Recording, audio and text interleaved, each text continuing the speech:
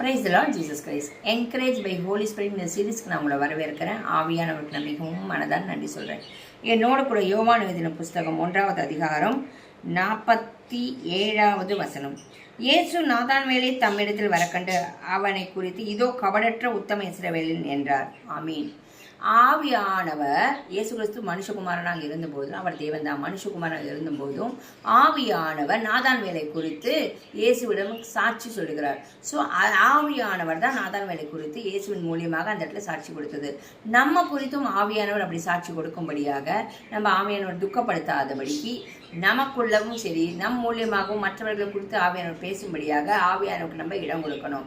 அப்படி இடம் கொடுக்கறச்சே நமக்குள்ள கிரியை செய்வார், நம் மூலியமாக ஆண்டவர் கிரியை செய்வார். ஆமீன். இதில் போட்டிருக்கிறபடி ஆவியை நம்மளை குறித்து சொல்லணும், கபடற்ற உத்தமம். ஸோ கபடு இல்லாமல் உத்தமமாக இருக்கிறச்சே அது ஆவியானவருக்கு பிரியமாக இருக்குது. ஆவியானவர் நம்ம அந்த இடத்துல துக்கப்படுத்த மாட்டோம். ஆவியானவர் சொல்கிறத கேட்போம், கேட்டு கீழ்ப்படிஞ்சு நடப்போம். அப்படி தான் ஆவியானவர் நம்ம குறித்தும் சாட்சி சொல்லணும்.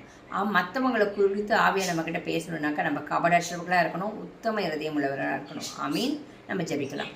எங்கள் அன்பின் பரலோக தகப்பனே, உண்மை துதிக்கிறோம், ஸ்தோத்தரிக்கிறோம்ப்பா. ஆண்டவரே இயேசு கிறிஸ்துவிடம் ஆவியானவரே நாதான்வேலை குறித்து சாட்சி சொன்னீரே, கபடற்ற உத்தம இஸ்ரவேல் என்று. அப்படி எங்களை குறித்து சாட்சி சொல்லும்படியாக அப்படிப்பட்ட கபடற்ற உத்தம இதயத்தோடு ஆண்டவரே நாங்கள் வாழ்க்கை வாழ, உண்மை துக்கப்படுத்தாதபடிக்கு, உண்மை விசனப்படுத்தாதபடிக்கு ஆவியானவரே நாங்கள் அப்படிப்பட்ட வாழ்க்கை வாழ எங்களுக்கு கிருபை தருவீராக. அதற்கான வழிவாசலை திறந்து கொடுப்பீராக, சுத்திகரிப்பீராக ராஜா.